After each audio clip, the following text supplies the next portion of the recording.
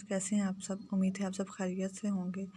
कल के लेक्चर में हम लोगों ने न्यूक्लियर शेल स्ट्रक्चर डिस्कस की थी, या हम कह सकते हैं हम लोगों ने शेल मॉडल डिस्कस किया था। उसमें हम लोगों ने एक कंसेप्ट यूज़ किया था मैजिक नंबर, और उनकी हमने प्रॉपर्टीज़ को डिस्कस किया था।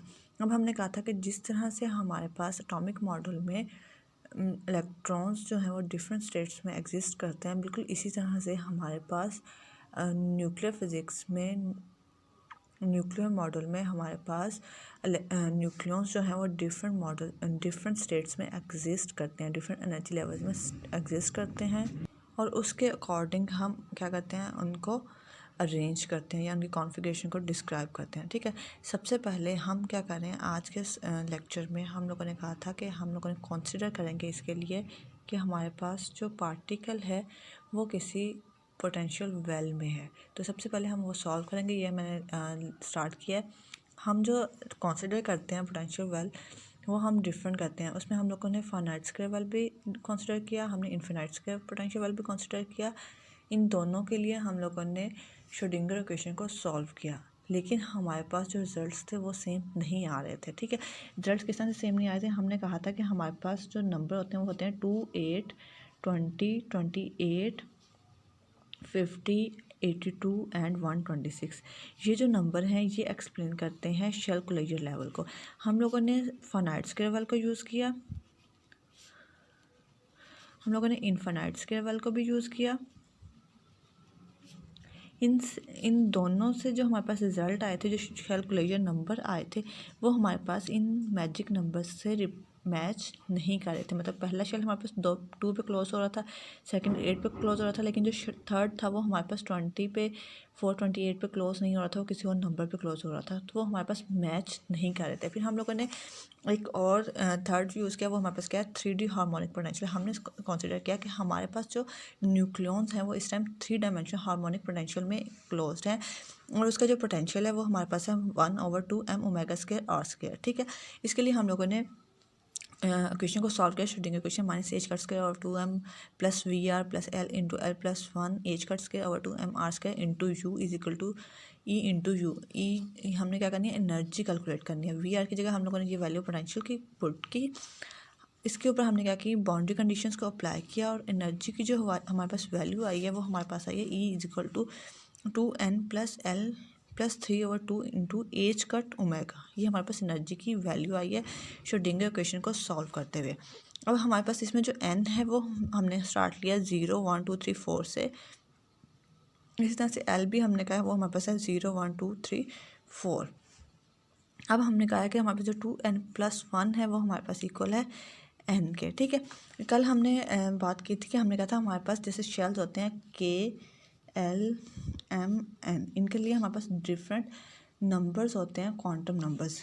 मतलब n is equal to 1, 2, 3 and 4। ये हमारे पास क्वांटम नंबर होते हैं corresponding to K, L, K के लिए 1, L के लिए 2, M के लिए 3 और N के लिए 4। ठीक है, ये हमारे पास क्वांटम नंबर्स होते हैं। ये रिप्रेजेंट करते हैं कि K में हमारे पास एक सब शेल होगा, L में 2 होंगे, M में 3 होंगे, N में 4 होंगे। ये सब शेल्स को रिप्रेजेंट करते हैं। ठीक है, अब किसी भी सब शेल में कितने इलेक्ट्रॉन्स या कितने न्यूक्लियॉन्स होते हैं वो हम डिफाइन करते हैं फार्मूला से। वो फार्मूला है 2 × 2l + 1। इस फार्मूले से हम उसे रिप्रेजेंट करते हैं। ठीक है, मतलब l की वैल्यू हमारे पास, अगर लेट्स सपोज l की वैल्यू हमारे पास s के लिए 0 है, तो उस केस में हमारे पास क्या होगी, यहाँ पे हम l की वैल्यू 0 पुट करेंगे, 2 × +1। ठीक है, तो ये हमारे पास आ जाएगा 2 × 2 0 × 1, ये हमारे पास आ जाएगा 2। तो हमारे पास L की वैल्यू 0 होती है S के लिए। S शेल में हमारे पास जो स्पेस होगी वो हमारे पास होगी 2। इसी तरह से हम नेक्स्ट L = 1 के लिए चेक कर सकते हैं, वो हमारे पास P के लिए होता है। इसी तरह से हम L = 2 के लिए चेक कर सकते हैं, वो हमारे पास क्या होता है, D के लिए होता है। ये होता है। ठीक है, इस तरह से हम किसी भी सब शेल में जो नंबर ऑफ स्पेसिस होती हैं न्यूक्लियॉन्स के लिए, प्रोटॉन या न्यूट्रॉन के लिए, या फिर हम इलेक्ट्रॉन्स के लिए करें, उसे हम इस फार्मूले के थ्रू कॉन्फ़िगर करते हैं। ठीक है, तो हमारे पास जो शेल होते हैं वो हमारे पास KLMN होते हैं, और जो इनमें सब शेल्स होते हैं वो हमारे पास होते हैं SPDF। हम वापस आते हैं जो टॉपिक हमने स्टार्ट किया हुआ था, इसमें हमने कहा कि हमारे पास जो 2n + 1 है, इसे हमने n का नेम दिया। ठीक है, तो हमारे पास जो इक्वेशन है वो बन गई E = n + 3/2 h cut omega. ठीक है, अब हम n के लिए कैलकुलेट करना चाहते हैं डिफरेंट वैल्यूज़। अब एन हमने कहा कि एन हमारे पास इक्वल है 0 1 2 3 4 एंड सो ऑन, और एन हमारे पास इक्वल है 2n प्लस एल के लिए यहाँ से, ठीक है। हमने इसके इक्वल एन कहा था ना, तो एन हमारे पास इसके इक्वल आ गए। अब इसमें हम एन और एल की वैल्यूज पुट करते हुए हमने एन की ये वाली वैल्यूज़ निकालनी है। जैसे पहली वैल्यू हमारे पास है 0, तो हमने एन की वैल्यू 0 निकालनी है। एन की वैल्यू 0 हमारे पास कब आएगी? जब हमारे पास एन भी 0 होगा और जब हमारे पास एल भी 0 होगा, ठीक है। जब हम ये वाली वैल्यू एन के लिए भी ये वैल्यू पुट करेंगे और एल के लिए भी, तब हमारे पास एन की वैल्यू आएगी 0 for N equal to 0। N भी 0 आएगा और एल भी 0 आएगा, ठीक है। तो हम इसको पुट करते हैं 2 इंटू 0 प्लस 0, तो ये हमारे पास क्या आ जाएगा? 0। तो हमारे पास इसके लिए हमारे पास ये आ गए। अब इसको हम डिफ़ाइन कैसे करेंगे कि ये हमारे पास कौन सी स्टेट है।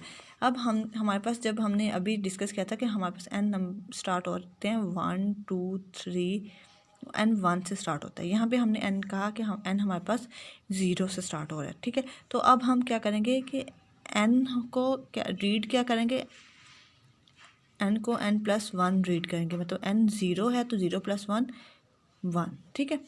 तो अब यहाँ पे एल हमारे पास रिप्रेजेंट करता है, एल की जो वैल्यूज़ होती हैं वो एस को डिपेंड कर, मतलब कि एल की डिफरेंट वैल्यूज़ डिफरेंट सबशेल को रिप्रेजेंट करती हैं। तो एल 0 इक्वल टू 0 जो होता है वो हमारे पास होता है एस के इक्वल, ठीक है।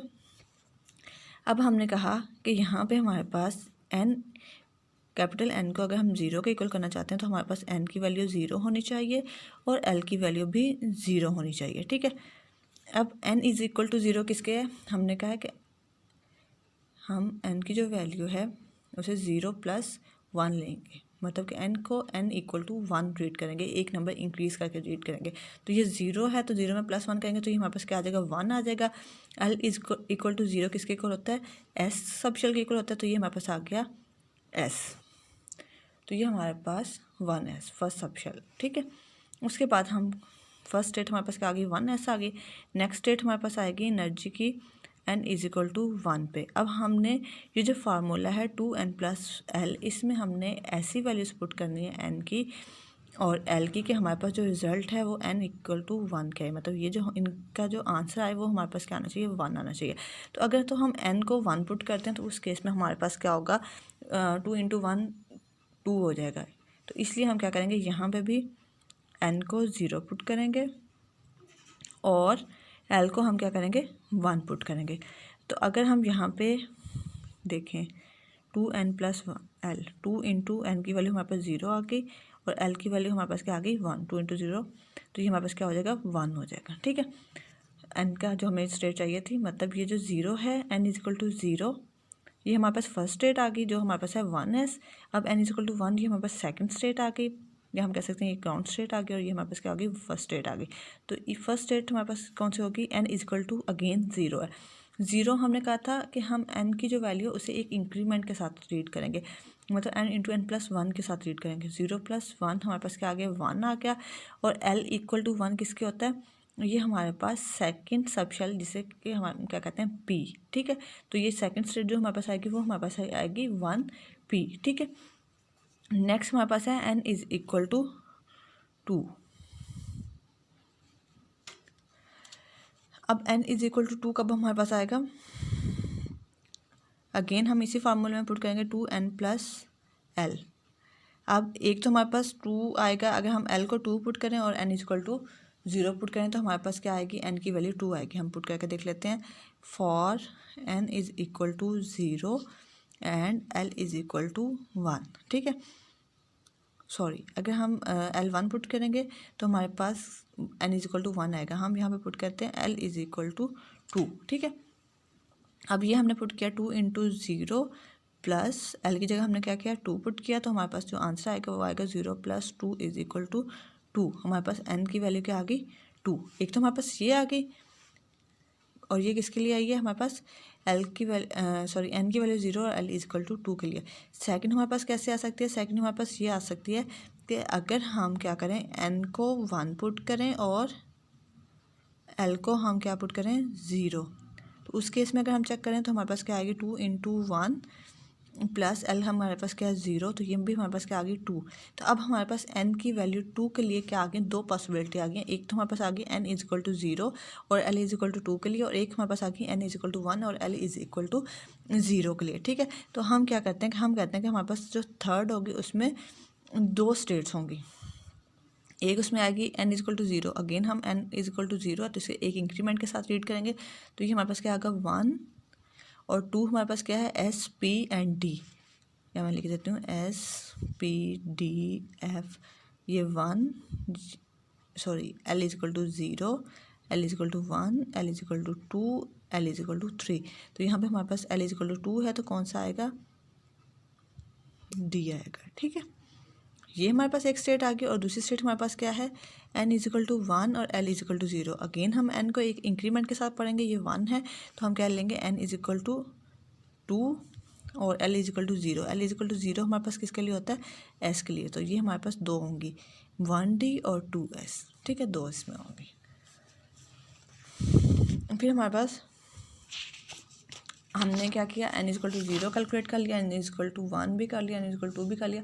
अब हम एन इज इक्वल टू 3 के लिए पॉसिबिलिटीज़ देखते हैं। उसके लिए हमारे पास क्या है कि हमारे पास 2n प्लस एल का 2n प्लस एल है। अब हम n और l की कौन कौन सी वैल्यूज़ लेंगे कि हमारे पास n की कैपिटल n की वैल्यू 3 आएगी। ठीक, एक तो अगेन वही कि हम n को 0 पुट कर दें और l को 3 पुट कर दें। मैं यहाँ लिखती हूँ, एक तो हमारे पास ये आएगी कि हम n को 0 पुट कर दें और l को क्या कर दें 3 पुट कर दें। एक तो हमारे पास ये आ गई। दूसरी हमारे पास कब आएगी कि अगर हम n को भी 1 पुट कर दें और l को भी 1 पुट कर दें। देखें, अगर हम कहें 2 इंटू 1 प्लस 1, तो ये हमारे पास आ जाएगी 2 3 आ जाएगी। ठीक है, तो अब हमारे पास n3 के लिए दो पॉसिबिलिटीज़ आ गई। एक तो हमारे पास आ गई n इज इक्वल टू 0 और एक हमारे पास आ गई n इज इक्वल टू 1। ठीक है, कैसे, अब देखें n इज इक्वल टू 0 इसे हम एक इंक्रीमेंट के साथ रीड करेंगे, तो ये हमारे पास 1 होगा, S P D और F। ठीक है ना, 0 1 2 एंड 3, तो ये हमारे पास आएगी एक स्टेट आ जाएगी 1F, और सेकंड स्टेट हमारे पास क्या आएगी n इज इक्वल टू 1, इसे हम एक इंक्रीमेंट के साथ रीड करेंगे, ये हमारे पास आ जाएगी 2, और l इज इक्वल टू 1 हमारे पास किसके लिए होता है p के लिए, तो इसमें हमारे पास दो में आएंगे 1F एंड 2P। ठीक है, उसके बाद हम नेक्स्ट कंसिडर करते हैं n इज इक्वल टू 4 के लिए। अब n इज इक्वल टू 4 के लिए हमारे पास क्या पॉसिबिलिटीज़ हैं, n इज इक्वल टू 4 के लिए हमारे पास पॉसिबिलिटीज़ हैं।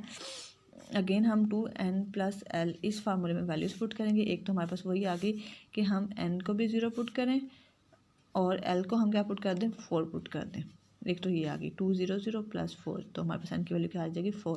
सेकेंड पॉसिबिलिटी हमारे पास क्या है कि हम n को 1 पुट कर दें और l को हम क्या कर दें 2 पुट कर दें। उस केस में हमारे पास क्या होगा 2 इंटू 1 प्लस 2, तो ये हमारे पास क्या होगा 4 आएगा। एक हमारे पास पॉसिबिलिटी ये हो गई, एक हमारे पास और किस तरह से आ सकती है हमारे पास, और हमारे पास ये आ सकती है कि हम क्या करें कि n को 2 पुट कर दें और l को क्या कर दें 0। उस केस में देखें हमारे पास क्या होगा 2 इंटू 2 प्लस 0, ये भी हमारे पास क्या होगी 4। अब हमारे पास कितनी पॉसिबिलिटीज़ आ गई, एक हमारे पास ये पॉसिबिलिटी आ गई, एक हमारे पास ये पॉसिबिलिटी आ गई और एक हमारे पास ये, मतलब 3 स्टेट्स आएंगी एनर्जी की। एक तो हमारे पास आ गई n इज इक्वल टू 0 और l is equal to 4। n is equal to 0 इसे एक इंक्रीमेंट के साथ रीड करेंगे, तो हमारे पास क्या होगा 1 होगा, l is equal to 4 number पे हमारे पास कौन सी होती है g, 1g स्टेट आ गई। फिर दूसरी हमारे पास आई n इज इक्वल टू 1 और l is equal to 2।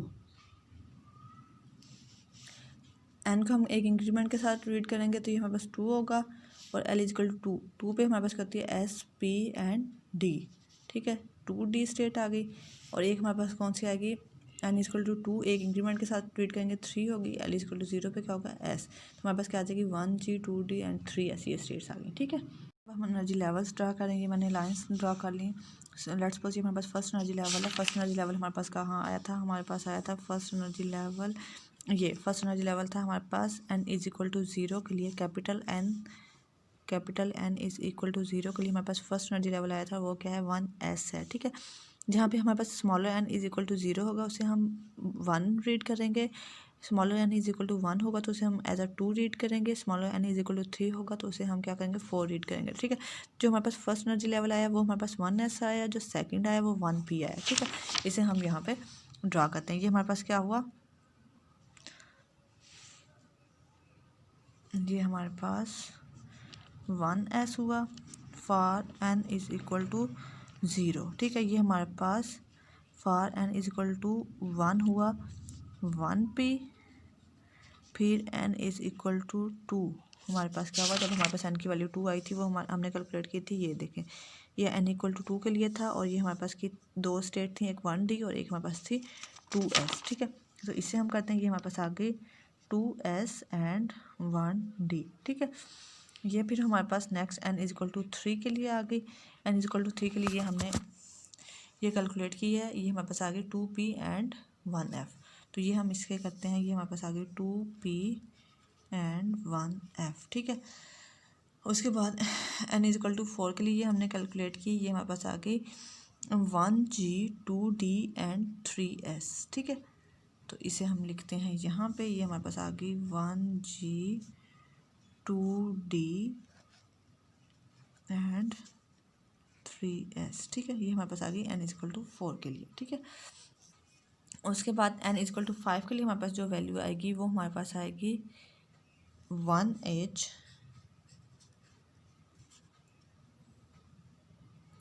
2f and 3p। ठीक है, ये हमारे पास आएगी n इज इक्वल टू 5 के लिए।